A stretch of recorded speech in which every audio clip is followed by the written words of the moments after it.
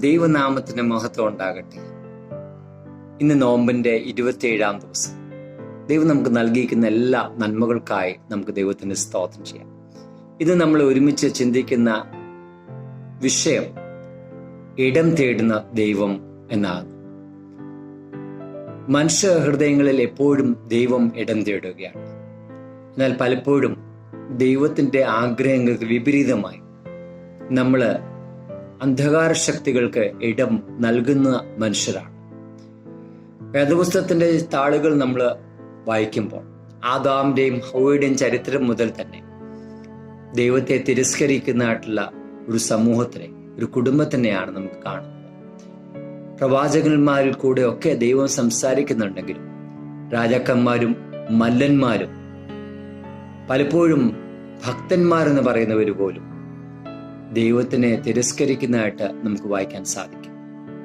പുതിയ നിയമത്തിലാണ് ദൈവം ഏറ്റവും അടുത്ത് മനുഷ്യരുടെ ഇടയിൽ പാർത്തുന്ന വചനം പഠിപ്പിക്കുന്നത്. യോഹന്നാൻ 1:14 നമുക്കത് വായിക്കാൻ സാധിക്കുന്നുണ്ട്.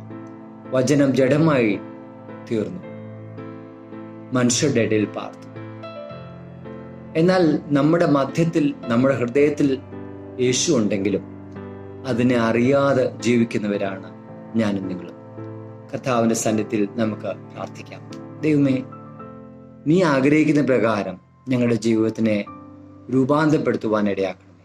നിനക്ക് ഇടം നൽകുവാനായിട്ട് ഞങ്ങളുടെ ഹൃദയങ്ങളെ തുറക്കണമേ എന്ന് നമുക്ക് പ്രാർത്ഥിക്കുമ്പോൾ തീർച്ചയായിട്ടും നമ്മുടെ ജീവിതം ധന്യമായി തീരും. യോഹന്നാൻ സുവിശേഷം അതിന്റെ 15-ാം അധ്യായത്തിന്റെ 7-ാം വാക്യത്തില് തമ്പുരാൻ വീണ്ടും നമ്മളെ ഓർമ്മിപ്പിക്കുന്നത്, നിങ്ങൾ എന്നിലും എൻ്റെ വചനം നിന്നിലും വസിച്ചാൽ നിങ്ങൾ ഇച്ഛിക്കുന്ന എന്തെങ്കിലും അപേക്ഷിച്ചാൽ അത് നിങ്ങൾക്ക് കിട്ടും. പ്രിയപ്പെട്ടവരെ, നമ്മളേറെ ആഗ്രഹിക്കുന്നവരാണ് ദൈവത്തിൽ നിന്ന്. ദൈവം ആഗ്രഹിക്കുന്ന പ്രകാരം നമ്മുടെ ജീവിതത്തിനെ ക്രമീകരിക്കാനായിട്ട് നമുക്ക് സാധിക്കാതെ പോയ കുറവുകളെ നമുക്ക് ഓർക്കാം, അനുദപിക്കാം, നമുക്ക് രൂപാന്തരപ്പെടുത്താനായിട്ട് ശ്രമിക്കാം. കർത്താവേ, നീ എന്നിൽ വസിക്കണമേ. അപ്പോൾ ഞാനും ദൈവം ഒന്നായി തീരുവാനായിട്ട് സാധിക്കും.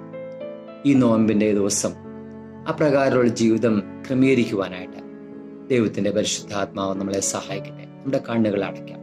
ദൈവമേ, സ്വർഗീയ പിതാവേ, നീ ആഗ്രഹിക്കുന്ന പ്രകാരം ഞങ്ങളുടെ ജീവിതത്തിനെ ക്രമീകരിക്കുവാനായിട്ട്, രൂപാന്തരത്തിന്റെ അനുഭവത്തിലേക്ക് വരുവാനായിട്ട് നീ ഞങ്ങളോട് ഓരോരുത്തരും ഇടപെടണമേ. നിനക്ക് ഇടം നൽകുവാനായിട്ട് എൻ്റെ ഹൃദയത്തിനെ തുറക്കുവാൻ നീ ഞങ്ങളോട് ഇടപെടണമേ. പ്രാർത്ഥന കേട്ടനായി സ്തോത്രം. യേശുവിന്റെ നാമത്തിൽ തന്നെ ആമേൻ. ദൈവം നിങ്ങളെല്ലാവരെയും അനുഗ്രഹിക്കട്ടെ.